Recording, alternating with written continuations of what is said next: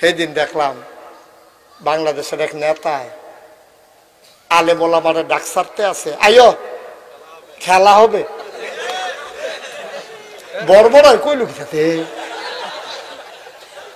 আরে খেলার লাগে তো প্লেয়ার লাগে সমান সমান, তোরা তো আমরা প্লেয়ারে মনে করি না, খেলা হইব বলে প্লেয়ার মনে করি। তোরা আমরা 15-20টা দিয়ে আলিগনি, আমরা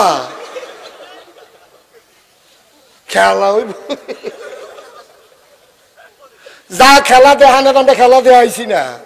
বদরের প্রান্তরে আমরা খেলছিলাম না, 313 জন 1000 লোকে খেলা হয়েছে, ঠিক কিনা? আমরা কি ঠকছি না জিতছি?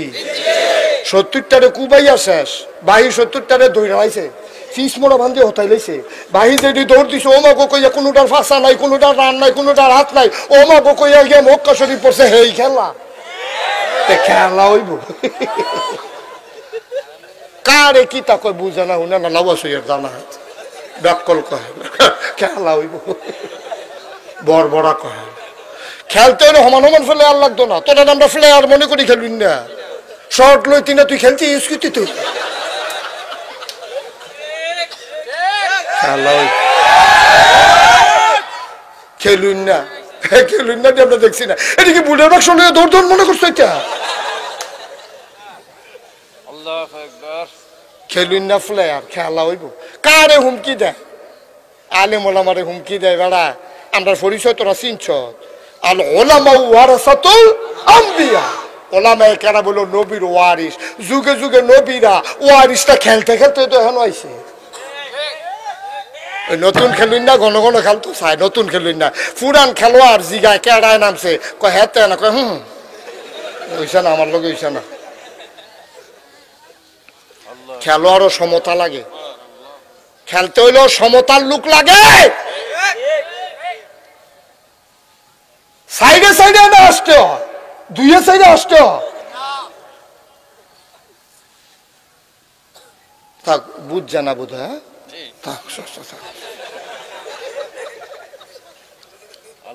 কি কয় কি মন্ডাই রে, মনে হয় আমরা মামুর বাড়ি, এতেন বাহের বাড়ি। আমরা বাংলাদেশটা আমরা বাড়ি না, আমরা মামুর বিদ বেড়াইতাম আইছি। কথা কইতে বুঝ কইরা কইও, মুহেতে যেটা ইয়ে বড়বড়াইয়া সেটা দিও না। গরু খাওয়ান হালালা লাগে ল্যাঞ্জা বেড়াইয়া না, কানকুটি বেড়াইয়া না। আমিন কয় না? হয়তো তোমার যখন কথা মনে আছে নি, হয়তো তোমার দাঁড়াইছে, আবু জেহেলে ডরাইছে, ইসলামটা প্রকাশ হয়ে গেছে। নবীজি চিৎকার দিয়া কয়, ওমর তুমি ফারুক। আজকে তো তুমি ফারুক, তুমি ইসলামের ভিতরে কাফেরের ভিতরে পার্থক্য তৈরি করে দিছো।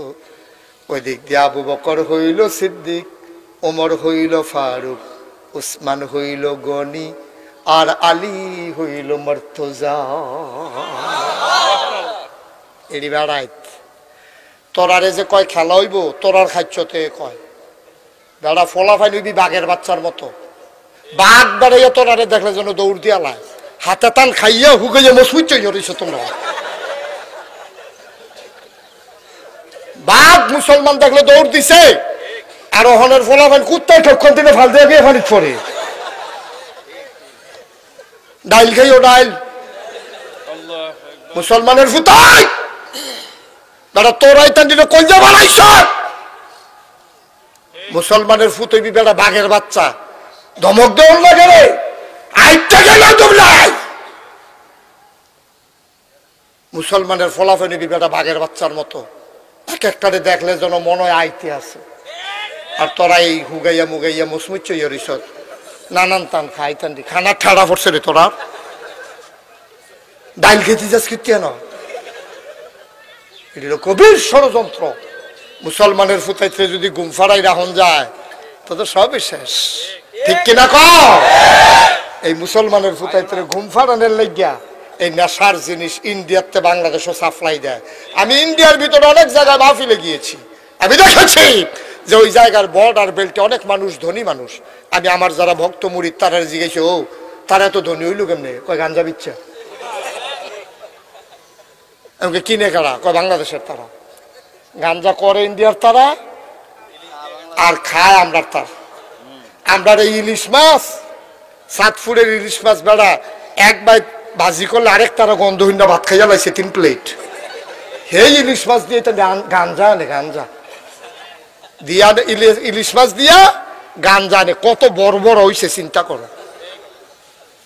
হে তোর আব্বাই এখন দোকানদারি করে, তোর আব্বাই দি বুড়ো হইছে, গুছ হইছে, চামড়া ফোড়া হইছে, তুই ওখানে যে দোকানদার বস নাই, দোকানটা কি তোর আব্বাই মরলে কবরও দিয়া লাইবি?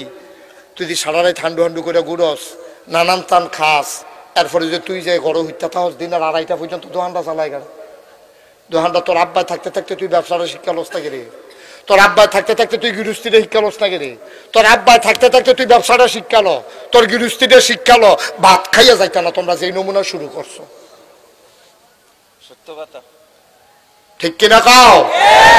আমি কিন্তু আমার কলিজার টুকরা যুবকগুলো আমি কলজা দিয়ে মায়া করি, আসলেও মায়া করি। সাবধান, এসব নেশার কাছেও আমাদের যুবকেরা যাবে না। ফেসবুক চালাইবি 5-10 মিনিট, খোঁজখবর নিবি, কেমন আছো? আমরা আছি ভালাই। লেখাপড়া কেমন চলছে? আমি গরুর রচনা মুখস্থ করছি। এর তো বেশি কথাটা কিতা, এর ফলের কথা দিয়ে তো ভাও কথা, ঠিক নিও। সারা রাত আমি আইতে যেতে মনে করো দেখি না খাম্বার মধ্যে দাঞ্চা দিয়া দুইটা টিপতে আছে। তোমরা আল্লাহ আল্লাহ দুনিয়াতে ফাড়াইছে সারা রাত এই বইয়া বইয়া বইয়া বইয়া ফেসবুক চালায়, ইউটিউব চালায়, চ্যাট করে, ঠিক কিনা কাও? 5-10 মিনিট চালাইবা সর্বোচ্চ দিনে, খালি খোঁজখবর লইবা কেউ মরছে নি, ফেসবুকে কোনো খবর পাইছো নি, এই খবরটি লইবা। এর বেশি খবরের আমরা দরকার নাই। আমরা দোকানদারিও করণ লাগবো, গৃহস্থীও করণ লাগবো। আব্বার মাথার ঘাম আমরা মুছে দিতে হবে। আব্বায় থাকতে থাকতে দেখাই তৈব যে আব্বা টেনশন করেন না, আপনার ফুতে সেন হইছে, আপনার সংসার চাইয়া রাখতে পারবো, এটাকে আশ্বস্ত করা আমাদের দায়িত্ব। ঠিক শুকরিয়া আদায় করলে লস না লাভ, কম না বেশি? প্রমাণ আছে নাকি নাই? আমার আল্লাহ রাব্বুল আলামিন কোরআনুল কারীমে কত সুন্দর করে ওয়াজ করে দিলেন। আল্লাহ বলেন, লা ইন শাকারতুম লা আযীদান্নাকুম।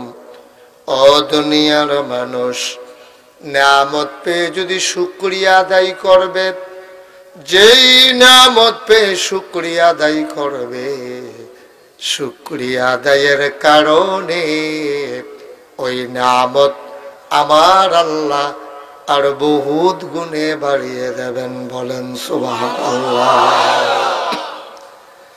আমার আল্লাহ যা বলেন তা করেন নাকি করেন না? কম কম নাকি বেশি বেশি? প্রমাণ আছে নাকি নাই? কোরআনুল কারীমে 30 পারায় সূরা বুরুজের শেষ অংশে আল্লাহ কত সুন্দর করে ওয়াজ করে দিলেন। আল্লাহ বলেন, ফাআলুন লিমা ইউরিদ। আমার আল্লাহ এমন আল্লাহ রে, তার যা মন চায় ওই কাজটাকে আমার আল্লাহ বেশি বেশি করে দেন। বলেন সুবহানাল্লাহ। আমার আল্লাহ দুনিয়ার মানুষের মতো না।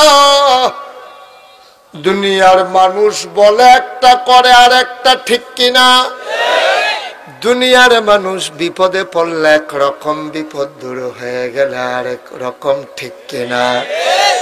দুনিয়ার মানুষ অসুখে পড়লে একরকম, ভালো হয়ে গেলে আরেক রকম, ঠিক কিনা? আমি এই জীবনে অনেক মানুষ দেখছি, হাসপাতালও চাইতাম গেছি, গিয়া দেখি খোসা খোসা দাড়ি। তাই কি তো রাখিয়া দিছেন, কতদূর বাস আমার কয় বছর, লেগে চিন্তা করলাম রাখিয়ে দিলাম। কয়দিন পরে বাজারও দেখা হয়েছে, দেখি কামাইয়া হমান। আমি কি তো কয় না, শরীরটা আগের তো ভালাই না, যেহেতু শরীর ভালো হয়ে গেছে, যদি দাঁড়িয়ে রাখবো কিন্তু কেন, আবার মরণের আগে দিয়া রাখবো। কিন্তু এবারে কেমনে টের হইব কবে মরবো, এটা আল্লাহ ভালো, ঠিক কিনা? কর দুনিয়ার মানুষ বিপদে পড়লে একরকম, বিপদ দূর হয়ে গেলে আরেক রকম, অসুখে পড়লে একরকম, ভালো হয়ে গেলে আরেক রকম, রাতের আধারে একরকম, দিনের আলোতে আরেক রকম, মাহফিলে আসলে একরকম, যাত্রার প্যান্ডেলে গেলে আরেক রকম, ঠিক কিনা? নদী পার হওয়ার আগে একরকম, নদী পার হয়ে গেলে আরেক রকম, নির্বাচনে দাঁড়াইলে একরকম, পাশ করার পরে আরেক রকম। রে বেশি ঠিক না? কমন ফোর্সে বোঝা গেল। নির্বাচনে দাঁড়াইলে দেখবেন যেই নরম, কথায় কথায় কান্দা দেয়। এমন কোন মানুষ নাই এবার ফাওদেরা সালাম করছে না, খালি বউয়ের বাদ দিয়া। বউয়েরও করল বুর্খা গাও দিলে না চিনলে আমার মনে হয় বউয়েরও খালাম্মা কইয়া সালাম করে লাইল। নির্বাচনের আগে দিয়া যা একটা ভাব ধরে আমরা, তারা টুফি টাফি মাথার দেয় যে কান কুটি বেড়াইয়া ঘুরালায়, নতুন টুফি কিনা সাফা দিয়া যেই আর যে বাড়াই দেয় নরম, মনে হয় যেন আড্ডি নেই। মুসাফা করতেছেন মনে হয় বালিশ দূরে খেতে রয়েছে। যেই মাত্র ফাঁস করে, যেই হাতে ভোটারের পায়ে ধরে, এই হাতেই ভোটারের